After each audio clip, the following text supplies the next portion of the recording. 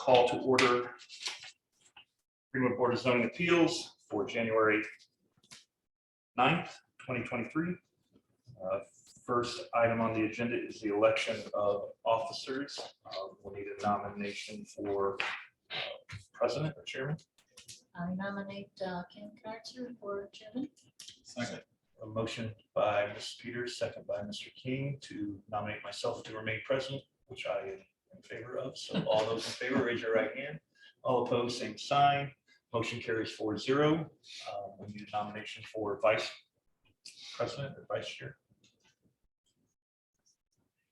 I nominate Vicky Peters to remain vice president. Nomination by Mr. Moll, second by Mr. King. Ms. Peters remain. All those in favor, raise your right hand. Assuming you're good with that.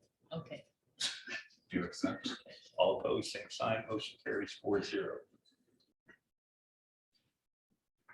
Next up is approval of the minutes from December 12th of 2022. So moved.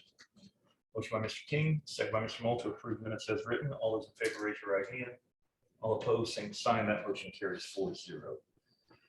We have a special request, BCA 2022-045, the SJ Design Group Rules of Procedure Waiver. Do you want to tell us about that?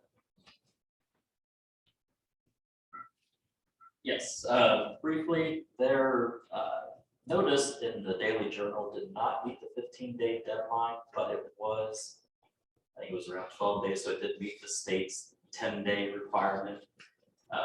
The sign on the property and the mailings all met the 15-day requirement, so it's just the Daily Journal notice, and they're asking for a waiver from the rules of procedure to allow the case to be heard tonight.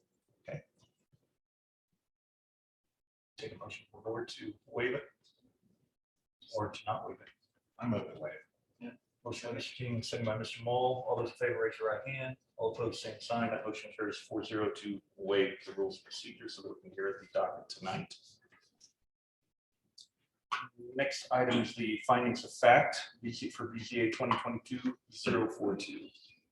Chairman, in consideration of statutory criteria, I move that we adopt the written findings of fact as presented, incorporating the evidence submitted into the record as our final decision and final action for variance petition number BZA 2022-042. Peter, second by Mr. Moll. All those in favor, raise your right hand. All opposed, same sign. That motion carries 4-0. Mr. Foster, do you have those for signature? Yes. Thank you.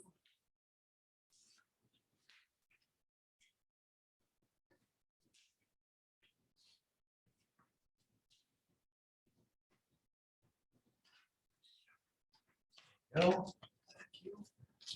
All right, next up, there's no old business. There is old business, not old business from the floor. We have BZA 2022-043, development standards variance. The petitioner is Greenwood Little League, requesting relief from the Unified Development Ordinance for parking access and parking area surfaces to allow the use of the gravel parking area. All those wishing to speak to this docket, please stand. Do we have anyone online that's wishing to participate in this docket tonight? Seeing none, can you be sworn in by our secretary?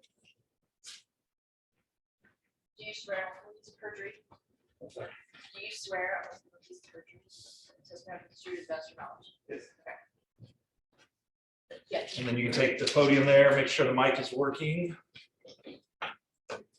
Yep, very good. And then name and address for the record. My name is Andrew Elliott, address 860 Ironwood Trail, Greenwood, Indiana. And are all the notices and receipts and everything in order for this docket? Everything's in the file. And all the copies of everything on your end is good. Yes, sir. The clerk, I would move to admit the certified copy of the rules into the record.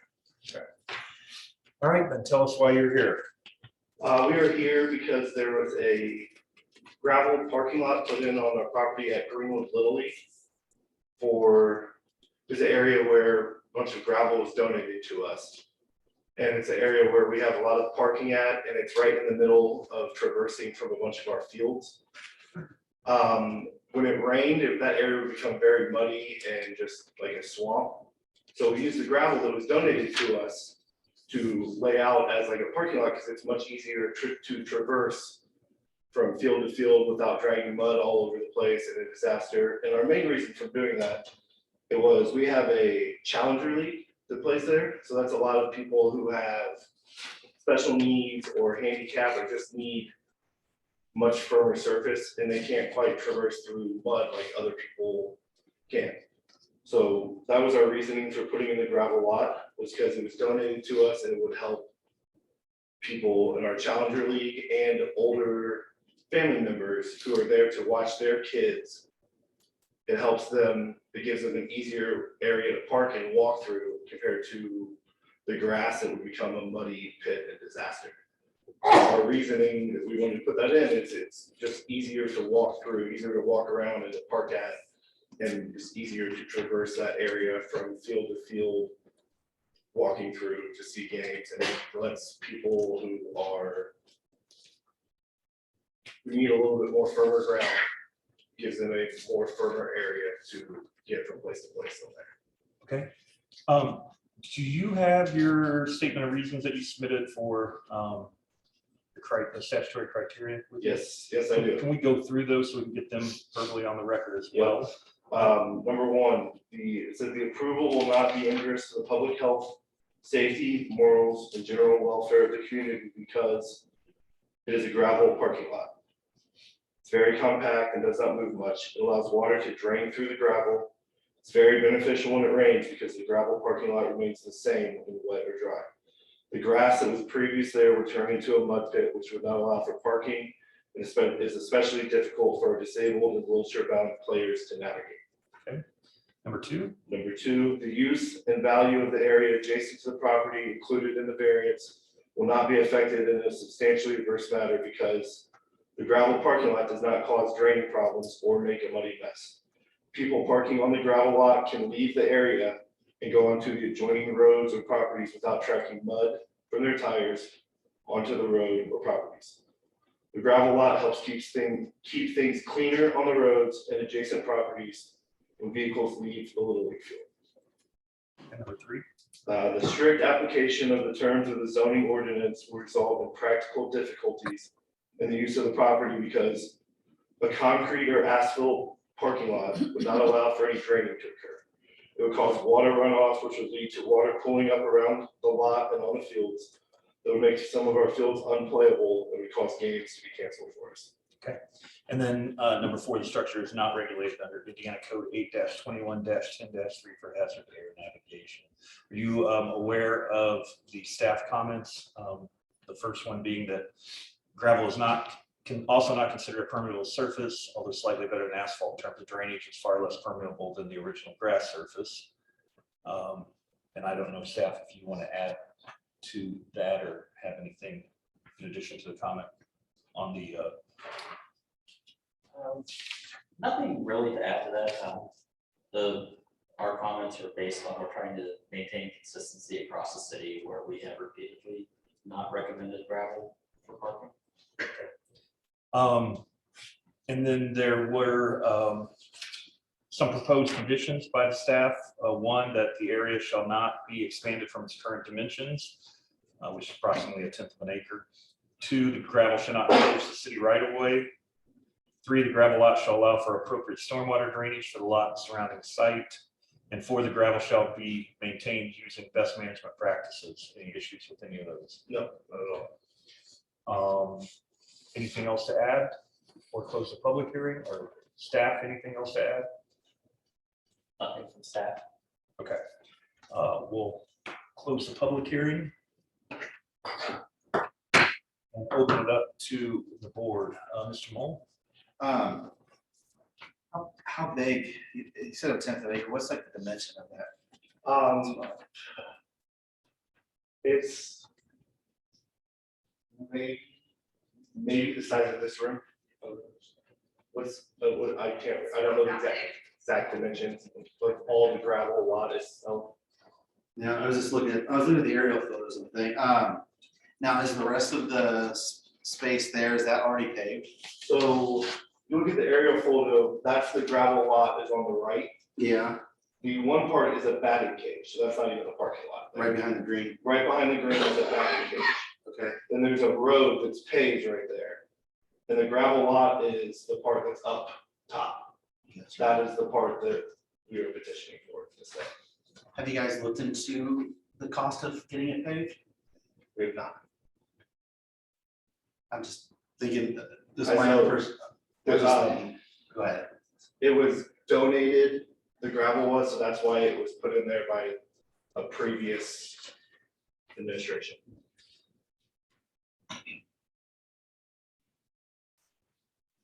So you had an aerial view of it. Yeah, what is this, the staff report that we get submitted, Which looks like. which looks like what you're showing there. It didn't have like the actual dimensions. I was just I'd say- curious, like feet wise. I'd say that it's about like 70 by 60, 70 feet by 60 feet.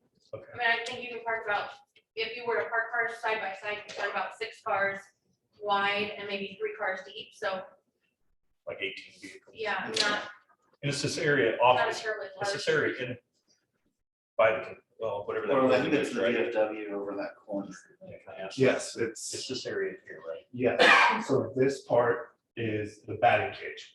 So it's gravel that's right here, Oh, okay, and this is what it looks like now. That was the older one, I see. So that's what it looks like now, there, yeah. So it's off the main, it's off the main roadway. It's not, Yeah, it's not, it's not along the roadway where you're coming off the road and parking right onto the gravel, because where a lot of people No, park. there's a grass area between the actual road and this lot, yes. Just questions this small. You can go for right now. Mr. King? I don't think I have any kind of covered glass. Ms. Spears? I'm struggling with the comment saying that gravel is gonna be easily traversed by disabled and wheelchair-bound players. My husband's on a walker and gravel is just a killer. I don't see where a wheelchair is gonna be any easier to traverse over having a paved lot. So the gravel is easier than the mud that if you I'm- take beforehand. I'm just looking at the paved. Oh, I mean, the oh. options are, the rules say it's gotta be paved. And you're asking for it not to be paved and to be gravel. And I'm trying to see where the benefit of being gravel versus paved is going to help those folks. And I'm struggling finding that balance there, how it's gonna help the disabled wheelchair-bound players versus having it paved. Because that's what the rules say, you know, it's Yeah. gotta be paved. And that's what you're asking for an exception for. All I know is from what we had a lot of compliments from a lot of our challenger families that they could easily wheel their kids across the gravel to the field compared to the grass that was previously. So they were very happy with the lot as it was this past year. But it would have been better if it had been paved though. I'm just trying to figure out how that is going to be a struggle for them. to Not go with the rules saying that it needs to be paved. I guess I'm missing where you're seeing, showing me that it's a hardship to do it, because I'm sure you can get sponsors to pay for paving. You know, somebody else, you know, where it's not gonna cost you, but I'm just struggling with why the paving is not an option. So the paving didn't happen because the gravel was donated to us. So my understanding was the previous administration used what was given to create this. So they didn't consider gravel because someone donated, or they didn't consider pavement, I'm sorry, because someone donated gravel to them. But So if that's why somebody the would gravel lot was donate put in the there. paving, would that not be a better option? But then paving with water runoff, Off the Obviously, they side would have to, they'd be required to do a creates- drainage issue. I mean, it any creates- but paving then does. on the edge where the grass is, where our fields are on the other side, because on the other side of that is the field there, so any water runoff there creates giant puddles leading into the outfield of that field. Whereas gravel, the water drains through.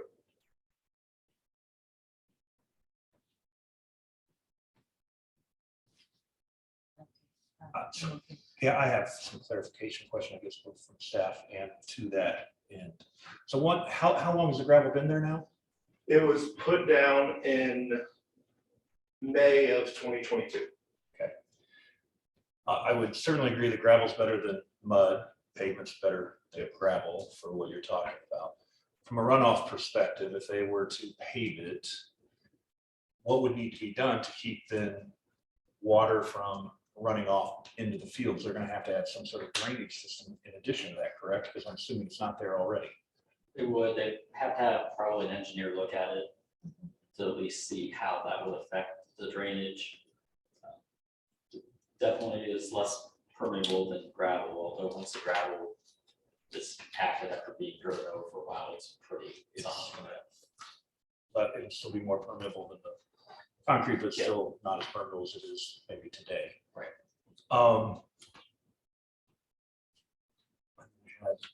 My next question to that. So there's an expense beyond just paving it. There's now an expense to build the infrastructure for the drainage that would come with that. I guess my next question to the staff then is, if we don't approve this, the gravel's there. So are we saying they gotta take the gravel out now, That is my understanding, yes. which is gonna create a huge mess at that point? And if they don't have, then you can't park per our ordinances on grass surfaces. There's not supposed to be parking. So then they wouldn't even be able to park there legally anyway, if the gravel was removed. Correct. It's- And now, It's not a legal parking area at the moment. technically, that's, That's the problem. So if we were to approve this tonight, would that become a legal parking area? Yes. correct. So I guess my question then to you, knowing how Little Leagues and these institutions work with these operations, obviously you are very dependent, probably don't have your own cash to put pavement in, put a drainage system in. You got the gravel donated. You're correct, maybe they can find a sponsor to donate enough money for pavement. I don't have any idea what that pavement costs, but I'm assuming it's not inexpensive, and maybe you can, maybe you can't find that level of a sponsor. I know Little League is very fortunate to have many good sponsors, but this is another level up. So that's my concern is, I don't think this is, I don't think it's injurious to public health and safety of the community. I don't think it's substantially affecting adjacent property in an adverse manner. And I do think there's an argument that strict application could cause some practical difficulties in the fact that now if we have to remove the gravel, we create a muddy mess and the expense to which the payment could be, which expense is not necessarily considered a hardship in this case. But given the organization type, I think it needs to be factored in the availability to fund something like that. So I guess that's where my head is on this. Well, on top of that, with the strict application, you knock out. And you knock out a parking area for I mean, technically, you more don't have one easily now. accessible parking area for individuals that need to be closer. With the drainage, would the city be able to help out with that at all? Being that close to the main road? Well, I would think not, right? The city's not gonna have any responsibility for helping with drainage if they choose to pave it, other than telling them what they need to do. Correct. I still have some concern with the, it's not gonna be injurious to the public health and safety. The safety issue is, I'm hung up on the safety issue. Do you have something if somebody gets hurt? Some kind of insurance to cover them, you know, because going across the gravel with handicap accessible stuff, it's gonna create a very unsafe situation. And you're premising all of this is because this is gonna help them. And I'm struggling seeing that. So we have, do we have something in case that happens? Is that what you're Yeah, asking? somebody gets hurt. Yes, because- we have insurance that covers everything that happens on our property. Why we put in there that it was a better option is because of the comments we got from everyone that is involved with our Challenger League, with older family members who come there to watch their grandkids play. They much preferred the gravel lot previously to what it was. So they really liked, Versus How it grass, but the changed. grass is not the issue. they really liked how the gravel was much easier to traverse this past year compared to what was there previously. And with limited parking, are you reserving that for those folks, or how is that handled? So that area of parking has always been for board members, people volunteering, or people that have a handicap parking that need to be closer to where the fields and things are at. And it's a high area of traffic because the restroom's right there. It's right in the middle of a couple different fields. So it's where everyone parks, and that area is right by the field where our Challenger League plays. So there's you a said lot how of many parking there spots that are goes there? to our, I'm sorry, You said how many spots were there?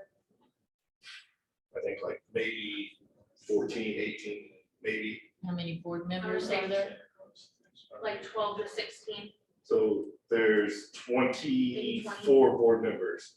There's not always 24 board members there. And a lot of our board members, some park there, some park at the other areas where our parking is at.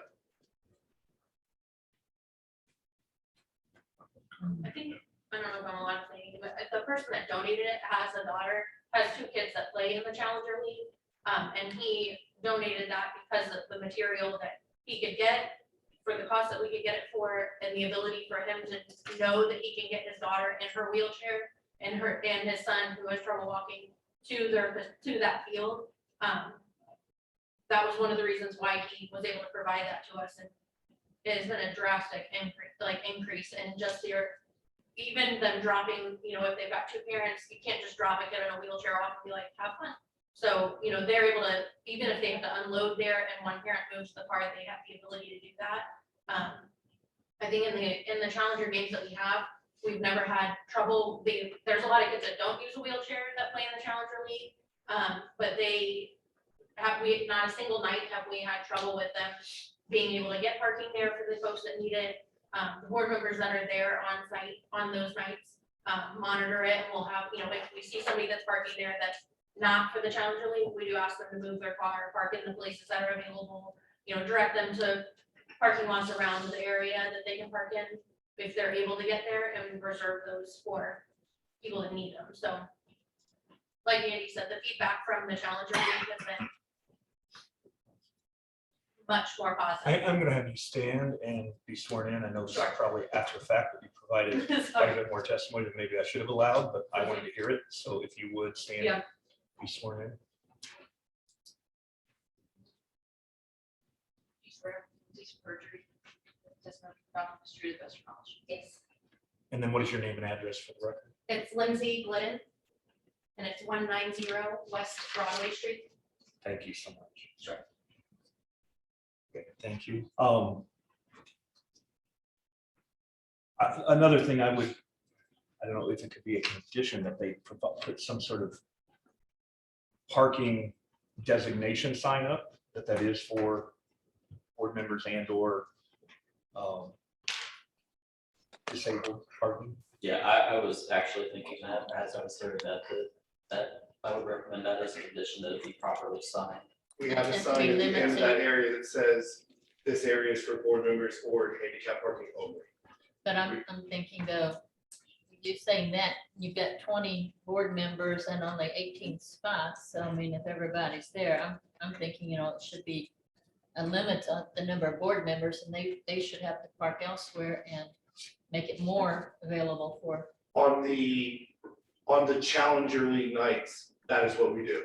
Board members park at other spots and leave those spots available for the people that need them or who have to park there to have more trouble moving around with areas. On your normal nights that aren't Challenger League, do you have a sense for how many handicap parkers there So are? typically, normal nights will have anywhere from like 3 to 8 handicap cars in there. Okay, And usually there's 10 board members or so parked each night. that was gonna be my question. Is it 3 to 8 because that fills it up, or is it, are there still excess parking There's spots? still a that are couple of not being spots there, because yes, we have 24 board members. For the most part, on a typical Thursday night, we will have anywhere from 8 to 10 board members there.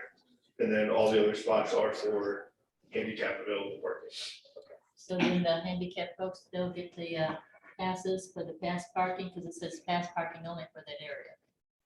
So they're gonna get all the passes. Or is that how you do with like a board member? I think, Their placard, Their board handicap. members get passed. And then the and then handicap, the handicap. Handicap the spot. handicap spot, Placard, yes. placard or plate. The plate or placard. Yeah, handicap, just like you would park in a handicap parking spot, any of those plaques. My, you know, my hang it from the mirror. And if it doesn't say that on the sign, we can change that too, on the sign at the end. So I think I can't remember what it says off the top of my head. Well, this is from 2019, so. In 2019, it didn't, but, you know, we've all done a little business since then. any further questions? No, I like that as a condition, that's not I'm gonna, make me more comfortable. I've already closed public hearing. So I will take a motion to adopt all the evidence into the record. Chairman, I move that we admit all the evidence presented in regard to this matter, including the notices, receipts, maps, photographs, written documents, petitioner's application and attachments, petitioner's detailed statement of reasons, the staff report prepared by the planning department, certified copies of the Unified Development Ordinance and Comprehensive Plan, testimony of the petitioner, city planning staff, and any remonstrators, and all other exhibits presented, be they oral or written, for consideration by this board in regard to this petition, and to include the testimony of those present this evening. Motion by Mr. Peters, second by Mr. Knoll. All those in favor, raise your right hand. All opposed, same sign. That motion carries 4-0. First day of the year. I think it's back in there. That motion carries 4-0. I'll take a motion on the ballot itself. I have one question on this proposed condition before I Yes, sir. top one off. Number 3, gravel lot shall allow for appropriate stormwater drainage for the lot and surrounding site. I mean, is that gonna be defined? I wouldn't know what that would mean if I was on their end, so I guess. I think that's something that would have to be a discussion between our engineering staff and Greenwood Little League. I just wouldn't want And to. that's different than a paving situation. I don't think the intent of that is to require a full engineering study. I think there's different practices you can do to help with drainage. I just kind of like, I don't, if I'm adding that as a condition, I would want to know what it means. Right. So that was my only question before. Maybe a.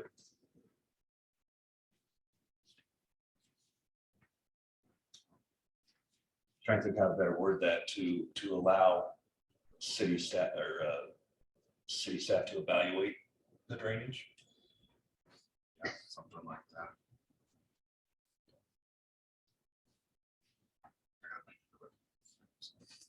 I can't talk right now. So could it be to make sure that drainage doesn't flood onto the main roads? Yeah, I mean, I think, you know, as a condition, it just needs to be that it's not gonna flood the city street, but I just don't want to put something on there that would. Right. Really just kind of defeat this. Purpose.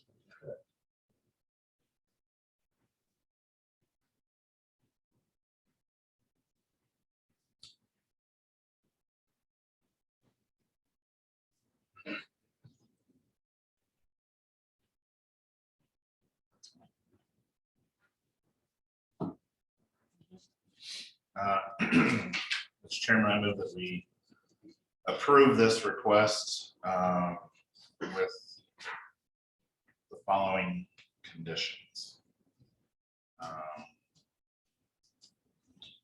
Condition number 1, the gravel area shall not be expanded from its current dimensions, approximately 1/10 of an acre. Gravel shall not encroach into city right of way. This is the gravel lot shall allow for appropriate stormwater drainage for the lot and surrounding site. And I guess, I don't know what else. You want to make that a condition or you want to rephrase that? I don't know how to rephrase it to make it killing it, so. Okay. You know what, we'll just leave that off there. That is not a condition. Okay. Condition 1, condition 2. Condition 4, gravel shall be maintained using best management practices. And then I'm going to read one in, that the area for parking will be restricted to handicapped or pass parking only, which they have a sign already to that effect, but let's just kind of make sure we keep that. Make sure that's even more publicly known. Since the goal of approving this is to keep an area for disabled or challenged people, let's kind of firm that up. So that's my motion. So 1, 2, 4, and my hamlet. Yeah. So I have a motion by Mr. King, a second by Mr. Mole to approve with the 4 conditions Mr. King read. All those in favor, raise your right hand. All opposed, same sign. That motion carries 4-0. I'll take a motion to direct this corporation counsel to draft written findings of fact.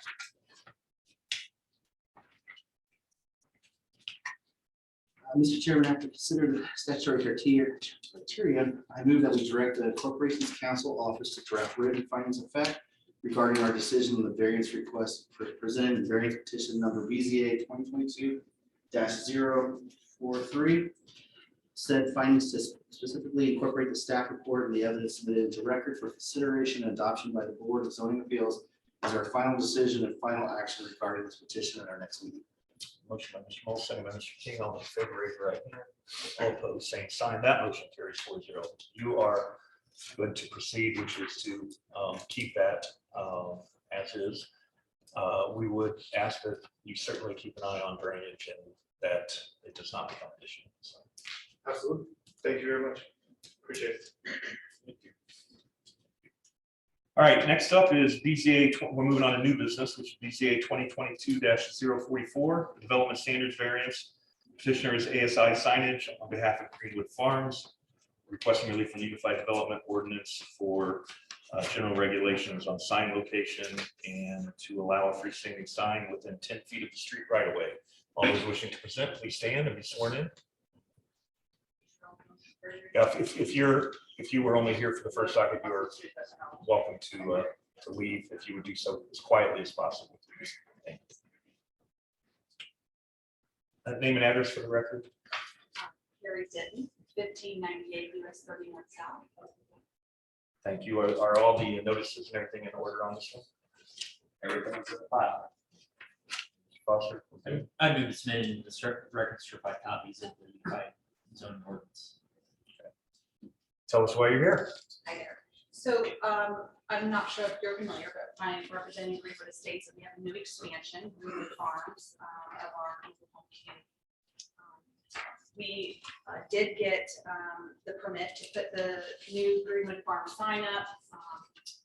And unfortunately, once it went up, the drainage that was required to put in has required the sign to be a little closer than what we originally had thought.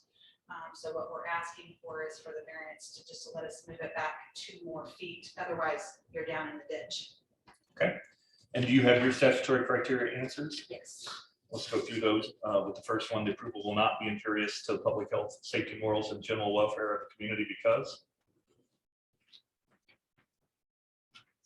Oh, sorry. You're good. That's on me.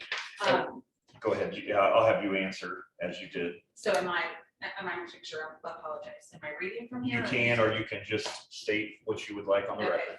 Yeah, so from where, even though where it's sitting, it still does not block the view of turning on or in and out of the street. So nothing there that would block the view and make it interesting. Okay.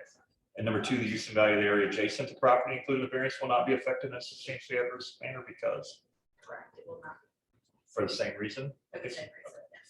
Yes. And number 3, the strict application of the terms of zoning ordinance will result in practical difficulties in the use of the property because. Because without it, then we'd have no signage that shows the name of what you're turning into there. And otherwise it'd be in the ditch where the drainage In the is. ditch, that's it. And number 4, the structure is not regulated under Indiana Code 8-21-10-3 for hazard air navigation. The staff has no conditions recommended. They recommend the variance be granted on conditions sign currently installed is removed and relocated from 2 feet within the 0-foot setback. Is that correct? Did I read that right? Within the right of way to the 0 setback location. Yeah, so just for a little bit more clarification on what exactly is going on, there was a permit issued, but then it came noted later that the drainage ditch that was being placed in we have a 10-foot setback requirement from the right of way, and that was not gonna be able to be met. But then also where they did install it, so we're doing the variance to allow for a 0-foot setback right up to the right of way. But currently where they did install it, it is 2 feet over the right of way, so even if approved, they're gonna still have to move it back 2 feet because they are in the right of way. This just simply is a variance to let them be right up against the right of way instead of 10 feet back, because there is a significant grass area and sidewalk. It's not right up on the road, so that 10-foot setback really, we were supportive with letting them go ahead and have a 0-foot setback for it. So that's what's going on. And no issues with moving that back to 2 feet. No. Okay. Any other comments before I close the public hearing and turn it over to the board? No, I think that covers it. All right, we'll close the public hearing. Mr. Mull, any questions? What is that? If you move it back 2 feet, you have to support it on the bottom. We do. Okay. Does that affect that little drainage? It won't affect the drainage. The sign underneath is gonna need a little bit different kind of structure when we move it back. Just gonna have to build it up on one end because it is gonna start to slant a little bit. But it won't affect the drainage. None of that will be affected. Mr. King? That change, then that's not gonna bring us back here for another variance. is it? Okay. Ms. Peters? And I have no questions either, so I will take a motion to accept all the evidence into the record.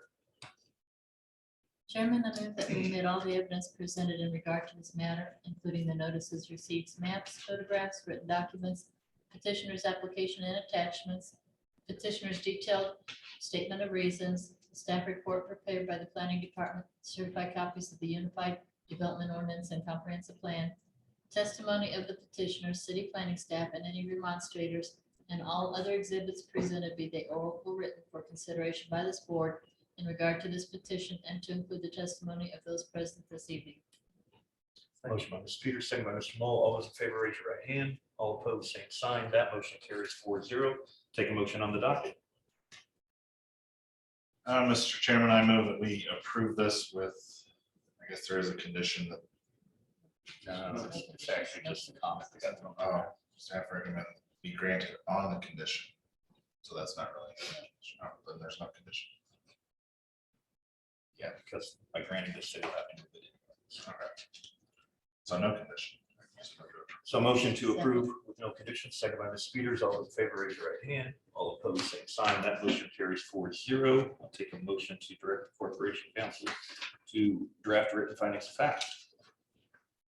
Mr. Chairman, when we consider the statutory criteria, I move that we direct the Corporation's Council Office to draft written findings of fact regarding our decision on the variance request presented in variance petition number BZA 2022-044. Said findings specifically incorporate the staff report and the evidence submitted into the record for consideration and adoption by the Board of Zoning Appeals as our final decision and final action regarding this petition at our next meeting. Motion by Mr. Moe, second by Mr. King. All those in favor, raise your right hand. All opposed, same sign. That motion carries 4-0. You are good to proceed. We will take final action in a couple weeks. You're welcome to work with the staff and make it happen. Thank you. Next up is BZA 2022-045, a development standards variance from SGA Design Group requesting relief from 5 sections of the Unified Development Ordinance. Number 1, a front elevation to reduce the amount of masonry on the front facade 50% to 39%. Number 2, front elevation to reduce front transparency from 30 to 20%. Number 3, front elevation to allow columns to be partially clad in metal. Number 4, a corner elevation to reduce the side transparency to 5%. And number 5, to allow permitted materials other than the predominant front facade material. All those wishing to speak, please stand and be sworn in. I think he's online. Are we online? Okay. Who all do we have online speaking to this? Good evening. This is Virginia Hart with SGA Design Group. Okay. Virginia, you do not have visual or video. Oh, you do. Okay, excellent. Yes. All right. In that case, we'll have you raise your right hand and be sworn in by our secretary. Do you swear no penalties for perjury? The testimony is true to the best of your knowledge. Yes. And is everything in order as far as notices? Everything is on file. And Mr. Foster? And I'd ask the Unified Development Ordinance certified copies to be admitted to the record. In that case, we'll have you state your name and address for the record. Virginia Hart. Address is 1437 South Boulder Avenue, Suite 550, Tulsa, Oklahoma.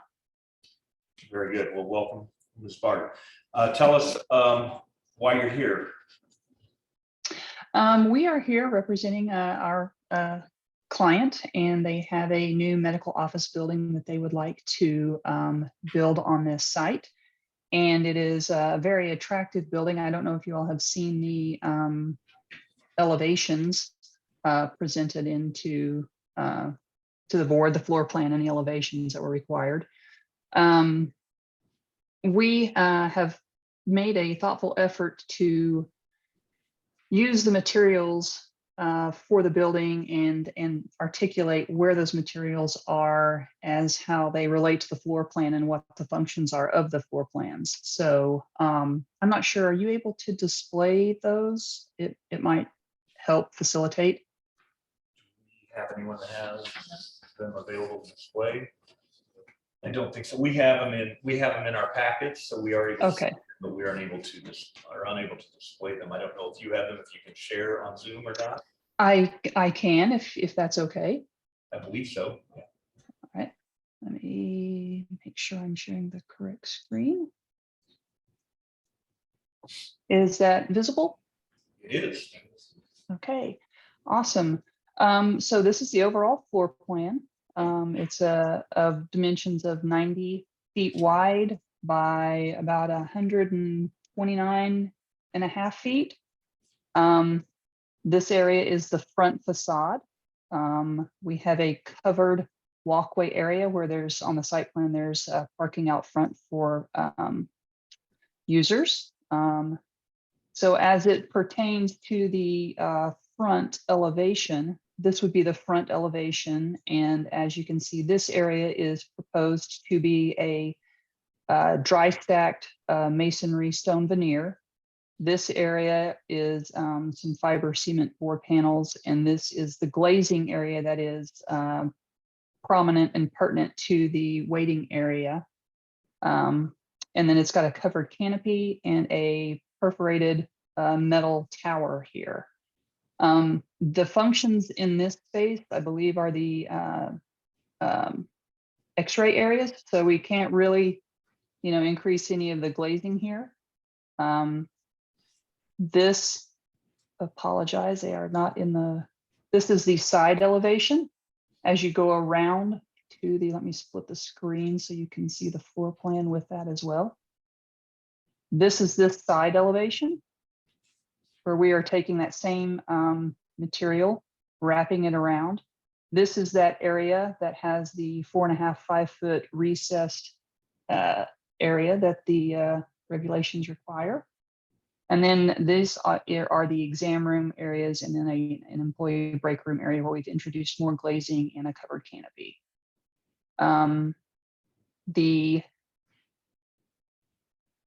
Oops, my apologies. The side facade over here this is again the X-ray area. You can see this is the covered entry walkway area where we have proposed some stone veneer. And then this is into an office area, and then these are all exam rooms. The rear elevation is here. This is where that employee break room area is. These are some windows into that office area. And then this is sort of the utility area where the fire line and electrical room and utilities enter the building.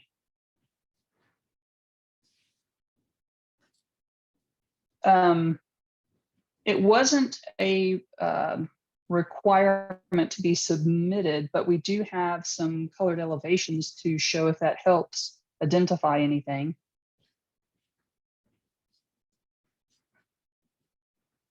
Okay.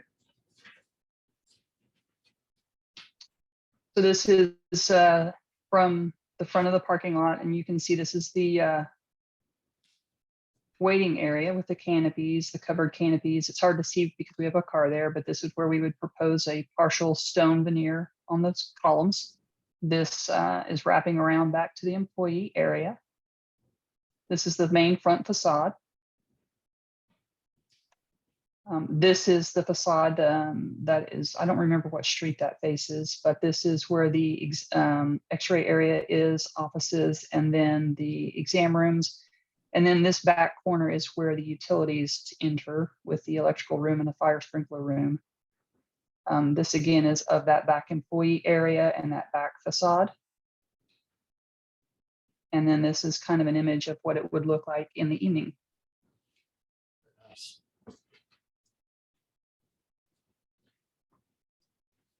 And you have, do you have your statutory criteria answers in front of you? And it looks like, if I'm looking through this, that your answers are the same to each of the 5, is that correct? Yes, I believe that is the case. Are you referring to the variance that we applied for? Yeah, Chris Sutton well, is the there's- individual that can help me with that. There's 5 different variances. Actually, as I look at it, numbers, your answers to 1 and 2 appear to be identical, but 3 is different depending on the request. Okay. We will need to go through them for each of the 5. What I'm trying to avoid is having you repeat 5 times the same answer. So if Understood. you will, would you agree that your answers to the approval not being injurious to public health, safety, morals, and general welfare of the community is the same for all 5? I would say so, yes. And would you go ahead and tell us your reasoning for that, or why it will not be injurious to the public health, safety, morals, and general welfare of the community? Well, I don't believe there are any issues with any of the materials that we're intending to use that would be dangerous to the public.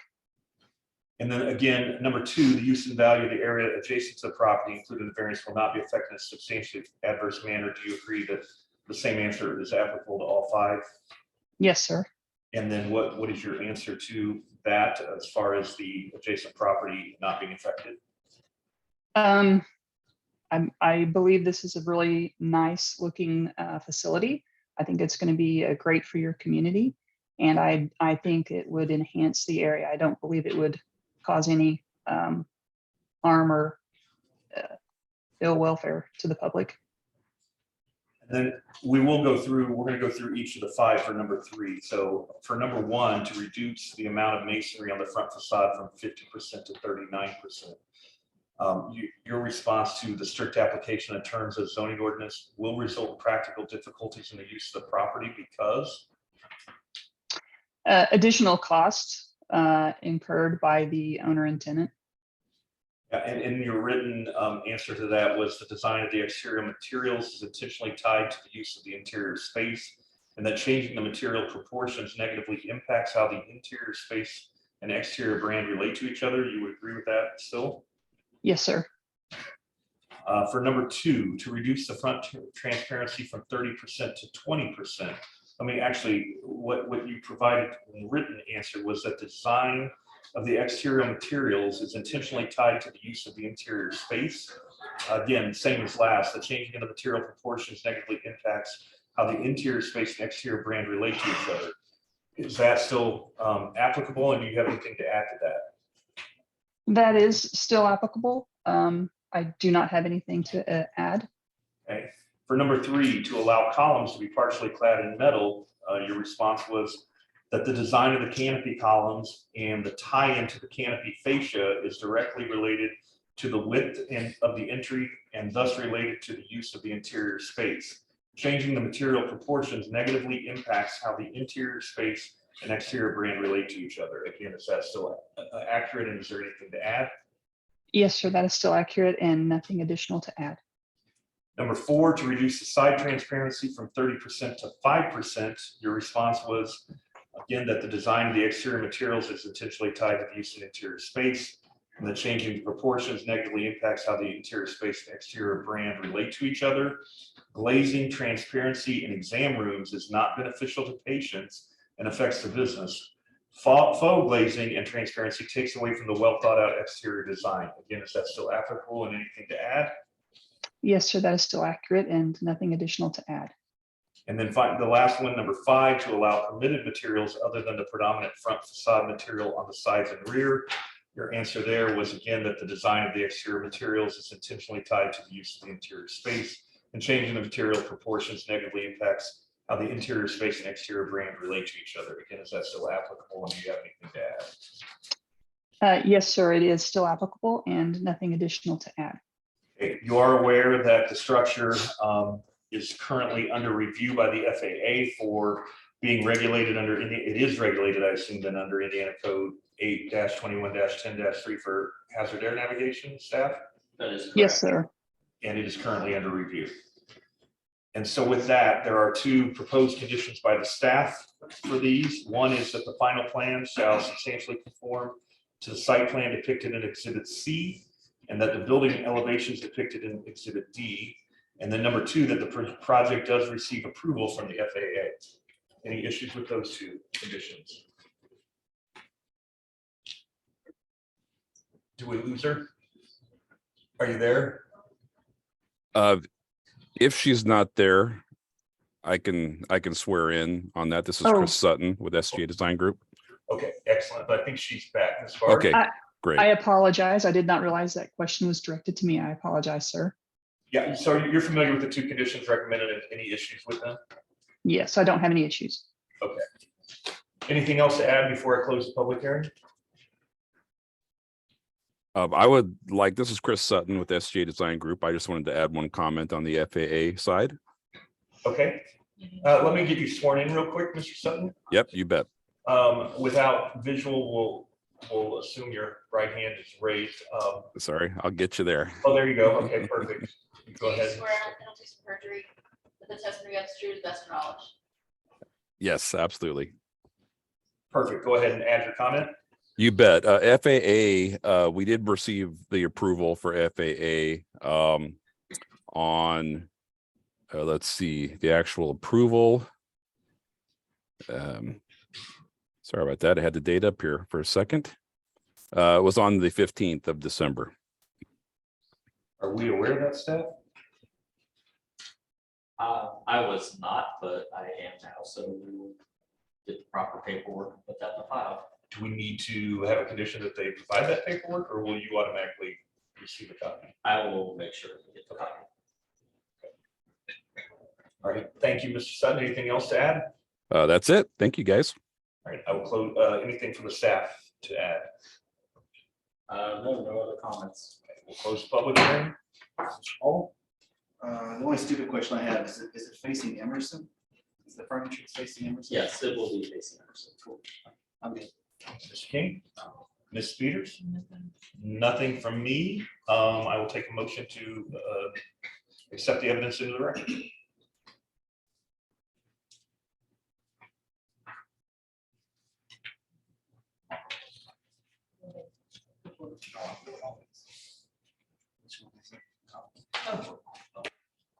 All right, Mr. Chairman, I move that we admit all the evidence presented in regard to this matter, including notices, receipts, maps, photographs, written documents, petitioner's application attachments, petitioner's detailed statement of reason, staff report prepared by the planning department, certified copies of unified development ordinance and a comprehensive plan, testimony of the petitioner, city planning staff, and any administrators, and all other exhibits presented, be they oral or written, for consideration by this board in regard to this petition, to include the testimony of those presented this evening. Motion by Mr. Moll, second by Mr. Peters. All in favor, raise your right hand. All opposed, same sign. That motion carries 4-0. I will take a motion on request number 1, which is for the front elevation to reduce the amount of masonry on the front facade from 50% to 39%. Mr. Chairman, I move that we approve this with the following conditions. The final plans shall substantially conform to the site plan depicted in Exhibit C and building elevations depicted in Exhibit D. And actually, don't need the second, so just one condition. A motion to approve with the one condition, second by Mr. Moll. All those in favor, raise your right hand. All opposed, same sign. That motion carries 4-0. Motion for request number 2, which is to reduce the front transparency from 30% to 20%. I move that we approve this with the previously noted condition. Exhibit C. Motion by Mr. King, second by Mr. Moll. All those in favor, raise your right hand. All opposed, same sign. That motion carries 4-0. Number 3, for the front elevation to allow column To what Before column? we continue on, I think that the condition two, request 2, 3, 4, and 5 all have the wrong staff recommendations on there. They do. It should not matter for the purpose of, it's not applicable to need to the make sure vote, we but I would delete that cross off. those off. So above the conditions, Ms. Okay. Peters is correct. There is the comments from the last docket. Just Yeah. mark those out, please. Yes. That being said, I move that we approve request number 3 with the condition previously read regarding exhibits C and D. Motion by Mr. King, second by Mr. Moll. All those in favor, raise your right hand. All opposed, same sign. That motion carries 4-0. Number 4, for the corner elevation to reduce the side transparency from 30% to 5%. I move that we approve this with the condition previously read regarding exhibit C. Motion by Mr. King, second by Mrs. Peters. All those in favor, raise your right hand. All opposed, same sign. That motion carries 4-0. And number 5, for the side elevation and rear elevations to allow permitted materials other than the predominant front facade material. I move that we approve this with the previous noted condition regarding exhibits C. Motion by Mr. King, second by Mr. Moll. All those in favor, raise your right hand. All opposed, same sign. That motion carries 4-0. There was a motion to direct the corporation's counsel to draft written findings of fact. Chairman, having considered the statutory criteria, I move that we direct the Corporation Counsel's Office to draft written findings of fact regarding our decision on variance petition. Variance request presented in variance petition number BCA 2022-045. Set findings to specifically incorporate the staff report and the evidence submitted into the record for consideration and adoption by the Board of Zoning Appeals as a final decision and final action regarding this petition at our next meeting. Motion by Mrs. Peters, second by Mr. Moll. All those in favor, raise your right hand. All opposed, same sign. That motion carries 4-0. So you are good to proceed. You can work with staff, but we will take final action at our next meeting in a couple weeks. Thank you so very much. We appreciate your time. We appreciate you as well. Thank you so much. All right, next up, any new business from the floor? Seeing none, any announcements? None from staff, Ms. Foster? none from the attorneys, we- council. Any movement on getting a 5th board member? Is anyone aware of? That's a appointment by the mayor. I think, on that, and that would be a planning commission appointment, so the planning commission. Okay. You give The us, BZA member is from the planning It commission, is. so once he's appointed there, the planning That commission would probably have to vote at the next meeting, once he's seated, unless they do that for him. I see. Okay, thank you for that. Motion to adjourn? So moved. We are adjourned. Stop recording. give us